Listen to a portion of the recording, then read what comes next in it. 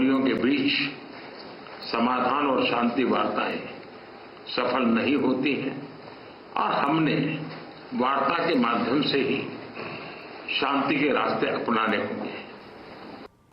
भारत और रूस के संबंध पर प्रधानमंत्री नरेंद्र मोदी ने कहा कि पिछले 25 साल में हमारी लगभग 22 द्विपक्षीय बैठक हुई हैं। ये हमारे संबंधों की गहराई को दर्शाता है।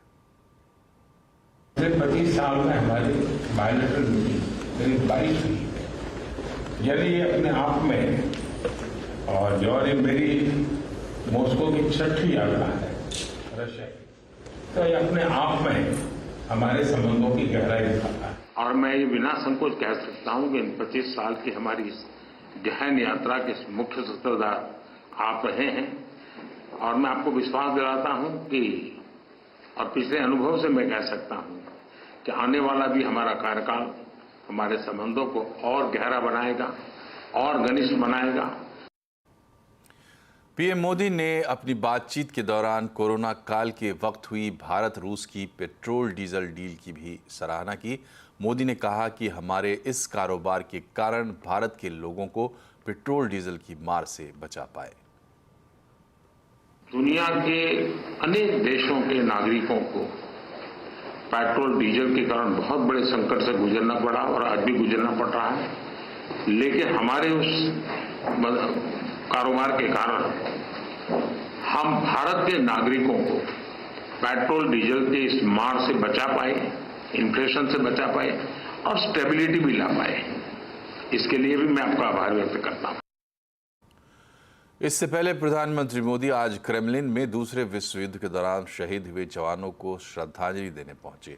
आज प्रधानमंत्री मोदी ने रूस में रह रहे भारतीय समुदाय के लोगों को भी संबोधित किया। उन्होंने कहा कि वो भारत की मिट्टी की महक लेकर आए हैं। अपने संबोधन में उन्होंने भारत रूस के मजबूत रिश्तों का भी जिक्र किया। उन्होंने कहा कि रूस का नाम आते ही हमारे मन में आता है सुख दुख का साथी। रूस में सर्दी के मौसम में टेम्परेचर कितना ही माइनस में नीचे क्यों न चला जाए, भारत रूस की दोस्ती हमेशा प्लस में रही है, गर्मजोशी बनी रही।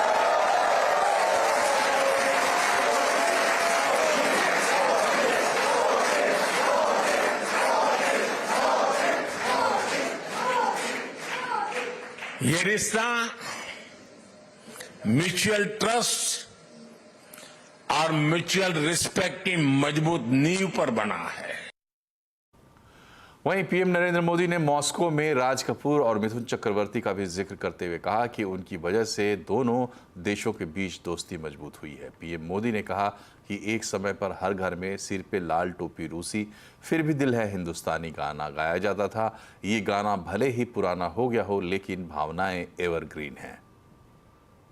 गाना तो यहाँ के घर घर में कभी गाया जाता था, सर पे लाल टोपी रूसी, फिर भी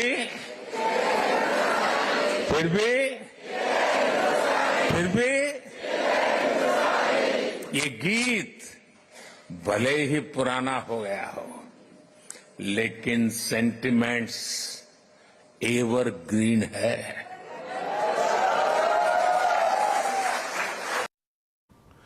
फिर निफ्टी एक्सपायरी पर बाजार में तेजी रही। एक बार फिर सेंसेक्स निफ्टी नए रिकॉर्ड ऊंचाई पर बंद हुए।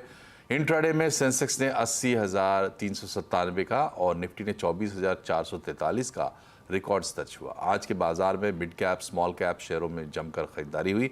डिटेल्स लेते हैं सुमित मेहरोत्रा से। बताएं सुमित, आज सबसे ज्यादा एक्शन कहां दिखा और कहां रही सुस्ती? देखिए, निफ्टी के टॉप गेनर्स के ऊपर नजर डालिए तो आज मारुति था। आज 4 लाख करोड़ की मार्केट कैप मारुति के स्टॉक में पार हुई और करीब 6.5% का उछाल रहा। डीवी स्लैब 2% ऊपर, एमएनएम 2.5% तेजी यहां पर और टाइटन 2% का उछाल देखने को मिला। निफ्टी गिरने वाले शेयरों में रिलायंस प्रॉफिट टेकिंग में, टाटा कंज्यूमर 1% नीचे, बजाज फाइनेंस 0.5%, ओएनजीसी 0.5% बिकवाली यहां देखने को मिली। मिड कैप में ग्लैंड फार्मा 8% ऊपर रहा, यूनियन बैंक 5% ऊपर, टोरेंट फार्मा 3% ऊपर, अपोलो टायर्स करीब 3% तेजी यहां देखने को मिली। मिड कैप पे गिरने वाले शेयरों में आरवीएनएल का नाम था, प्रॉफिट टेकिंग कह लीजिए। आज जेएसडब्ल्यू एनर्जी 2.5% नीचे, पेटीएम 2.5% नीचे और बंधन बैंक 2% बिकवाली यहां देखने को मिली। एफ&ओ में टॉप गिनर में रहा मारुति 7%, बॉश 3.5%, अपोलो टायर्स करीब 3% और इंडिया मार्ट 2.5% के आसपास की बढ़त यहां देखने को मिली। एफ&ओ में गिरने वाले शेयरों में चंबल फर्टिलाइजर 4% नीचे, आरबीएल बैंक 3%, एमसीएक्स करीब 2% नीचे और बंधन बैंक करीब 2% के आसपास बिकवाली यहां पर आते हुए दिखाई पड़ी। बढ़ते आगे, 23 जुलाई को देश का बजट पेश होगा, तो बाजार को बजट से क्या उम्मीदें हैं? इस पर सीएनबीसी आवाज ने बात की वैल्यू क्वेस्ट इन्वेस्टमेंट एडवाइजर्स के सीईओ रवि धर्माशी से। रवि धर्माशी के अनुसार बजट से पॉजिटिव फैसले आ सकते हैं। साथ ही उन्होंने सरकार के कैपेक्स से जुड़ी कंपनियों में सतर्क रहने की सलाह दी है। रोज सुन रहे हैं कि वैल्यूएशन एक्सपेंसिव है, तो वैल्यूएशन एक्सपेंसिव है बट इसका मतलब ये नहीं है कि मार्केट गिर जाएगी। और ऐसा नहीं है कि मार्केट में कोई भी जगह पर कोई अपॉर्चुनिटी नहीं है और मार्केट छोड़ के भाग जाना चाहिए। पहला अप्रोच तो ये रहना चाहिए कि आप इक्विटीज में इन्वेस्टेड रहिए। दूसरा, कौन से सेक्टर्स की तरफ जाना है, कौन से स्टॉक्स की तरफ जाना है, yes that is something that we can keep reevaluating. तो हमारा ये मानना है कि जो स्टॉक्स, जो कंपनियां ज्यादातर सेंट्रल गवर्नमेंट कैपेक्स से ओरिएंटेड है, वहां पर हमें थोड़ा सा अभी कॉशियस हो जाना चाहिए। स्पेसिफिकली अगर मैं दो सेक्टर की बात करूं तो रेलवे और डिफेंस, बिकॉज ये एक्चुअली पूरे ही सेंट्रल गवर्नमेंट के कैपेक्स पर डिपेंड करते हैं। भारत में जॉब डेटा को लेकर जंग छिड़ी हुई है। हाल ही में सिटी ग्रुप ने एक रिपोर्ट में भारत में नौकरियों को लेकर चिंता जताई थी। इसके बाद सरकार और आरबीआई ने नौकरियों के आंकड़े पेश कर दिए, जो ये दिखाते हैं कि देश में हर साल करोड़ों नौकरियां मिल रही है। भारत में क्या है नौकरियों का सच, क्यों मचा है इस पर घमासान, और सरकार को नौकरियों के मौके बढ़ाने के लिए क्या करना चाहिए? आज आवाज अड्डा में इसी पर होगी बड़ी चर्चा, शाम 7:57 पर।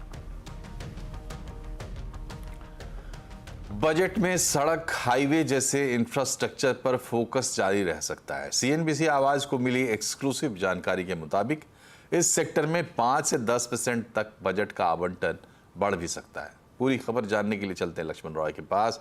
बताएं लक्ष्मण जी, इंफ्रास्ट्रक्चर को लेकर क्या हो सकता है? दरअसल बजट में क्या है कि सबसे ज्यादा निगाहें इस बात पर टिकी रहती हैं कि इंफ्रास्ट्रक्चर सेक्टर को लेकर सरकार क्या कुछ करने वाली है, क्योंकि इसका असर अलग अलग सेक्टर पर पड़ता है। तो जो मुझे संकेत मिल रहे हैं उसके मुताबिक इंफ्रा पर सरकार का फोकस जारी रहेगा और इस बार इसका दायरा काफी बड़ा होगा। गांव की सड़कों से लेकर के छोटे मझोले सड़कों से लेकर के हाईवे तक सरकार यहां पर फोकस करने वाली है। एक एक करके बताऊं तो प्रधानमंत्री ग्रामीण सड़क योजना का विस्तार किया जाएगा। सिर्फ गांव तक सड़कें नहीं पहुंचाई जाएंगी, बल्कि गांवों से लेकर के जो शिक्षण संस्थान है, हॉस्पिटल है, बाजार है, वहां तक कनेक्टिविटी बेहतर हो, इस तरह से प्रधानमंत्री ग्रामीण सड़क योजना का विस्तार किया जाएगा, जो ग्रामीण क्षेत्रों के लिए बहुत बड़ी बात होती है। दूसरे, जो बड़े बड़े शहरों में तो आपने रिंग रोड देखे होंगे, लेकिन मझोले शहरों में जहां ट्रैफिक जाम की समस्या काफी ज्यादा होती है, वहां भी रिंग रोड का विस्तार करने पर जोर दिया जाएगा।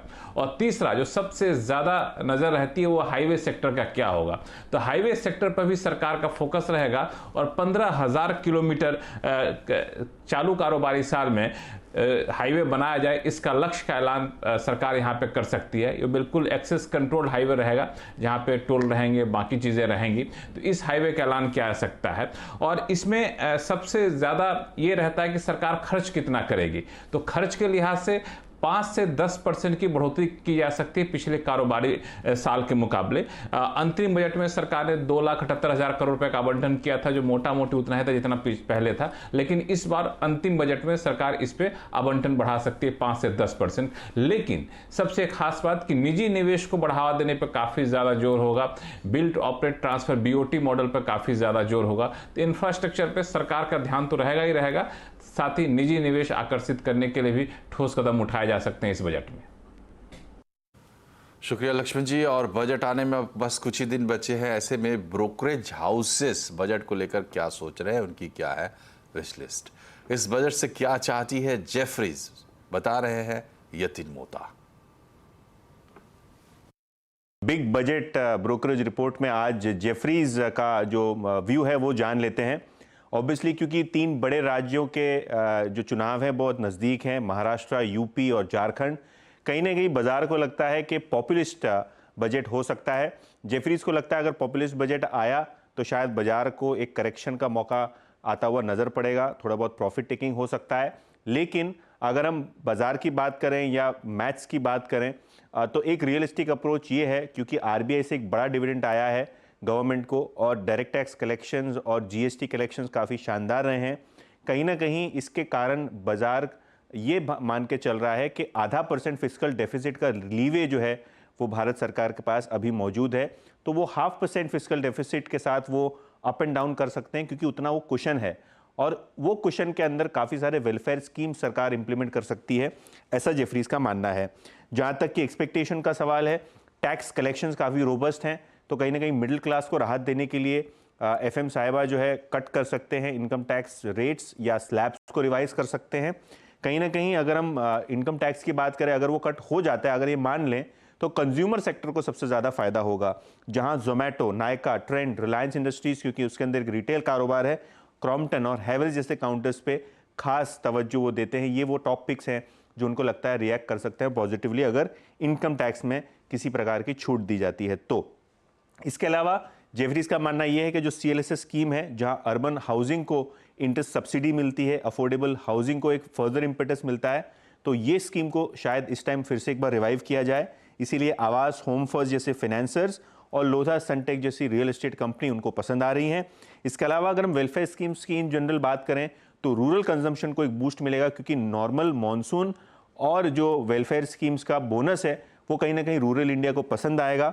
इसीलिए TVS, हीरो मोटो, M&M, HUL जैसे काउंटर्स पे ध्यान दिया जा सकता है। तो ओवरऑल जेफरीज को लगता है कि कंजम्पशन और टैक्स के अंदर कटौती ये एक बड़ी थीम हो सकती है जो भारत सरकार इस टाइम के बजट पे फोकस करेगी। देश के टॉप मैनेजमेंट संस्थान IIM अहमदाबाद के सीनियर स्टूडेंट्स की इस बजट से क्या है उम्मीदें, जानने की कोशिश की हमारे संवाददाता केतन जोशी ने। IIM अहमदाबाद के स्टूडेंट्स की वित्त मंत्री से क्या है उम्मीदें, आइए हम बारी बारी सबसे जानते हैं। अच्छा बताइए, आप क्या चाहेंगे? हमारा देश इकोनॉमिक इंक्लूसिव ग्रोथ की समस्या से जूझ रहा है, तो मुझे लगता है कि जो प्राइमरी से टर्शरी सेक्टर की तरफ जब जा रहे हैं तो स्किल डेवलपमेंट की तरफ ध्यान देना चाहिए। जैसे हमारे प्रीमियर इंस्टीट्यूट IIM में कोलेटरल फ्री लोन मिलता है, उस तरह से सभी होनहार स्टूडेंट्स को मिलना चाहिए। मुझे लगता है गवर्नमेंट को इंडिया का डिजिटल ट्रांसफॉर्मेशन की तरफ थोड़ा और बढ़ावा देना चाहिए। सो वुमेन एंटरप्रेन्योरशिप एक ऐसा एरिया है जो मुझे लगता है थोड़ी पॉलिसीज उसके लिए और फॉर्म होनी चाहिए। रूरल एरिया में ब्रॉडबैंड कनेक्टिविटी अभी भी सिर्फ 50% है। दैट इज आई थिंक ये कुछ ऐसी चीजें जो हैम्पर कर रही है फीमेल्स को कि वो डिजिटल लिटरेसी नहीं हो पा रही है उतनी, they are being exploited somewhere और the other. So that is something which I really think is the need of the hour. अभी भी 40-45% of the Indian population is dependent on agri and agri related, तो इसके लिए I think we should focus more on crop diversification and how to add value to food processing units हो गया। So I think this will be very important. मैं ये मांग करना चाहता हूँ कि जो सेक्शन 80C है उसका एग्जेम्पशन लिमिट हाइक किया जाए, जो कि लास्ट 2014-15 में किया गया था, और हेल्थ इंश्योरेंस जो कि अभी के टाइम में बहुत इंपॉर्टेंट है, उसका जो GST रेट है वो 18% से लेके 5% में लाया जाए ताकि सबको सुविधा मिले हेल्थ इंश्योरेंस की। कुछ अन्य स्टूडेंट्स की भी प्रतिक्रिया ले लेते हैं, आप क्या कहेंगे? Ministry of Defence still has the highest allocation according to the budget, and it's progressive that the government has come up with a positive indigenization list. So in this context, I think domestic startups in this defence and space sector need to be promoted. मेरा मानना है कि हमारे यहाँ 2 तरीके की problems हैं। एक है अनएम्प्लॉयमेंट, बहुत फंडामेंटल, जिसमें RCTs का डेवलपमेंट करके हम रूरल एरियाज़ में एम्प्लॉयमेंट जनरेशन बढ़ा सकते हैं, और दूसरा सस्टेनेबिलिटी, जिसमें 2070 तक टारगेट अचीव करना था कार्बन न्यूट्रल का, तो वो टारगेट से हम अभी थोड़ा सा दूर हैं, जिसके लिए हम EVs के साथ साथ हाइड्रोजन फ्यूल सेल का भी डेवलपमेंट स्टार्ट कर सकते हैं। आप क्या कहेंगे?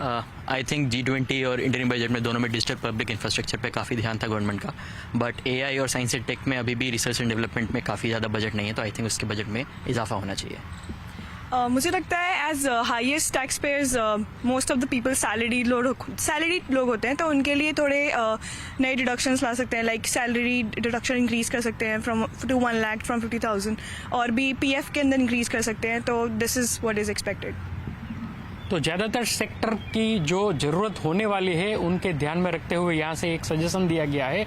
अगर वित्त मंत्री इस पर ध्यान देती है तो निश्चित रूप से न केवल हमारा बजट अच्छा होगा, लेकिन आने वाले दिनों में हमारी इकोनॉमी को भी काफ़ी बूस्ट मिलेगा। केतन जोशी, अहमदाबाद। क्या अब इस बार बजट में सरकार का फोकस किसानों पर होगा? क्या है किसानों की सरकार से मांग? इस पर किसानों के साथ चर्चा की असीम मनचंदा ने। वो 6,000 रुपये का ही प्रचार करा जा रहा है। 6,000 नहीं, आप उससे आप क्या हो, क्योंकि पैसा तो रोज चाहिए। वो है 500 रुपये महीना। और आप ये बता दो कि 500 रुपये महीने में आज की महंगाई में क्या हो सकता है जी? मेरे हिसाब से कम 3-4 हज़ार रुपये तो या 5,000 होनी चाहिए, जिससे किसान दाल रोटी तो खा सके। आपको क्या लगता है कि यहाँ पे क्या क्या समस्याएं हैं और किसानों की? समस्याएं तो हमारे पास काफ़ी हैं। जैसे बीमे के नाम पे लूट हो जाती है, उसको नहीं दिया जाता किसानों को। कहते हैं जी, पहले तो कहते हैं जी आप सबको मिलेगा, काट लेते हैं ज़बरदस्ती, क्योंकि अब बैंक से पेमेंट होने लगा। मिल से पैसा बैंक में आया और मिल बैंक वालों ने जब देंगे काट लेंगे सोसाइटी वाला, वो हमें मिलता नहीं। वो कहते हैं पहले पूरा एरिया 70-80% एरिया बर्बाद होगा, तब हम हमको कुछ सोच कर कुछ देंगे। जो साइंटिस्ट लोग हैं हमारे यहाँ, सरदार पटेल यूनिवर्सिटी है, जो वे भी भाव निर्धारित करते हैं, खर्चा लगाते हैं फसल का। अब इसमें इतने बीघे में इतना खर्चा आ चुका, और वे भेजते हैं फिर सरकार को, लखनऊ में भेजते हैं। तो वो बात भी नहीं चलती किसान की। और जो किसान बताते हैं कि इतना खर्चा आ चुका, उस पर कोई अमल नहीं दिया जाता। उस पर तो मतलब किसान को तो और दबाया जा रहा। सब ज़्यादातर किसान जो पशु पालते हैं, तो ज़्यादातर जो बछड़ा होता है उसको छोड़ देते हैं अपने घर से, फिर बड़े होते हैं तो जंगल में वो सब जगह भाई जानवर है, तो गेहूं हो चाहे गन्ना हो उसका पौधा खाता है, बहुत नुकसान पहुंचता है। तो उसके लिए कुछ ना कुछ सरकार को तारबंदी में हमें सब्सिडी का दिलवानी चाहिए, जिससे कि हर एक किसान को आसानी हो जाए। किसान क्रेडिट कार्ड जो है वो फायदा तो होने का, उस 1 साल में टोटल जमा करना हमें, तो वो पैसा आओगा कहाँ से जमा करने के लिए? मुझे जरूरत है, जब भी तो मैं किसान क्रेडिट कार्ड लिया। और वे कहते हैं 1 साल में मूल भी और ब्याज भी जमा करो, तो मेरे पास जब है ही नहीं तो जमा कहाँ से करूँ? मैं किसी सूदखोर से लूँ। आ रहा है मोदी 3.0 का पहला बजट। विकसित और समृद्ध भारत का पूरा हो संकल्प। महंगाई घटे, ग्रोथ बढ़े, रिफॉर्म पर हो जोर, क्योंकि ये मार्केट मांगे मोड़। इंडस्ट्री को बूस्टर का इंतजार, यूथ का ख्वाब पास फॉर जॉब। इंफ्रा, एजुकेशन और हेल्थ पर भी खर्च बढ़ाने की दरकार। देश के ख्वाबों को कैसे पूरा करेगी सरकार? निर्मला सीतारामन का बिग बजट। CNBC आवाज पर अनुभवी पैनल बताएगा इस बजट का आपकी लाइफ पर क्या होगा असर। बड़ी उम्मीदों का बड़ा बजट, लेकिन मेरे साथ सपने होंगे सच। सिर्फ CNBC आवाज पर।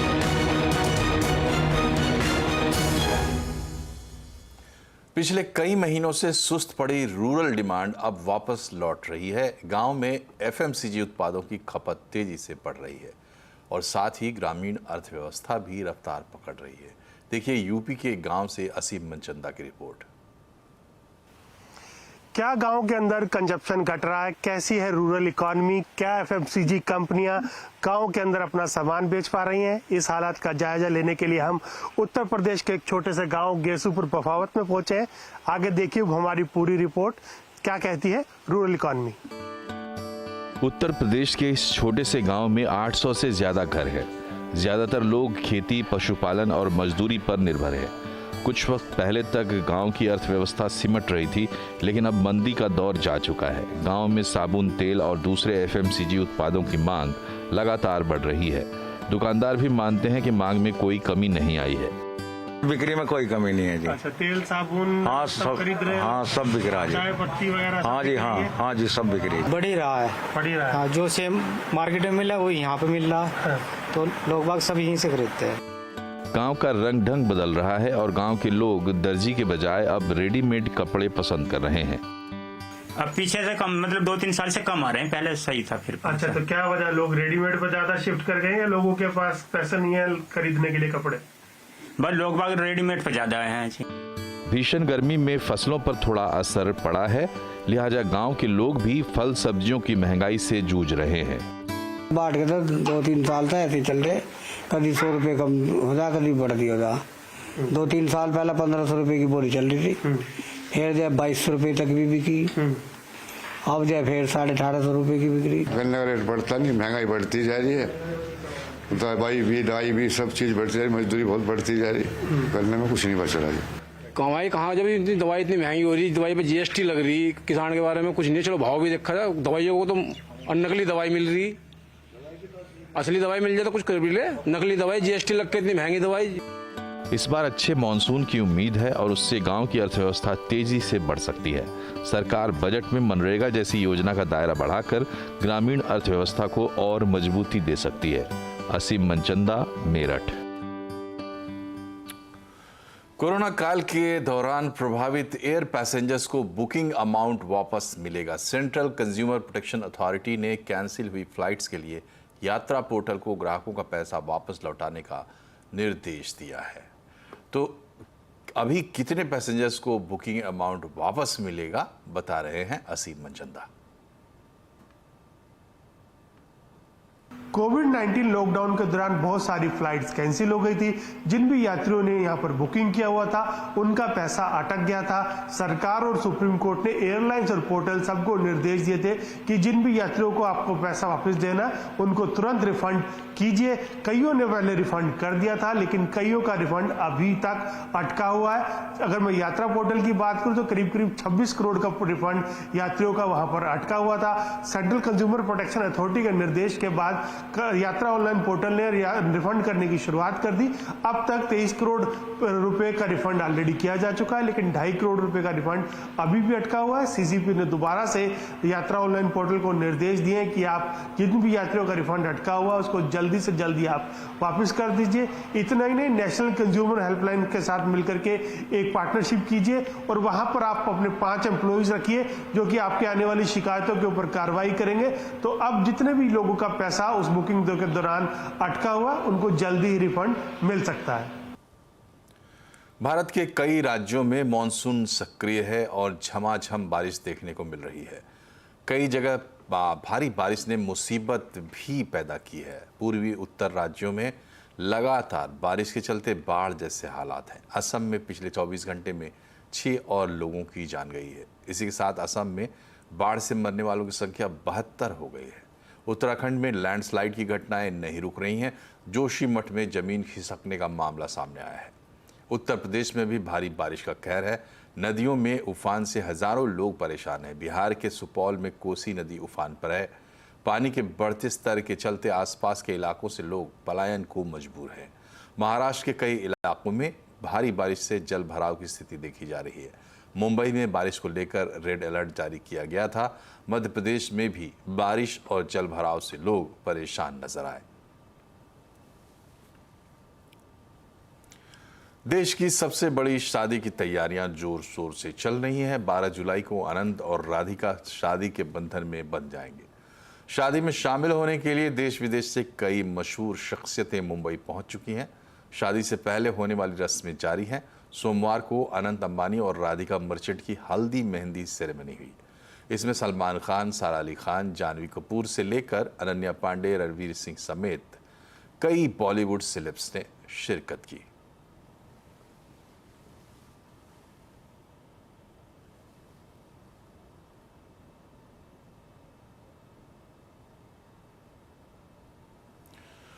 और इसी के साथ बुलेटिन में फिलहाल इतना ही, लेकिन खबरों पर अपडेट रहिए, जुड़े रहिए CNBC आवाज से हमारे सोशल मीडिया हैंडल्स के जरिए 24 घंटे। नमस्कार।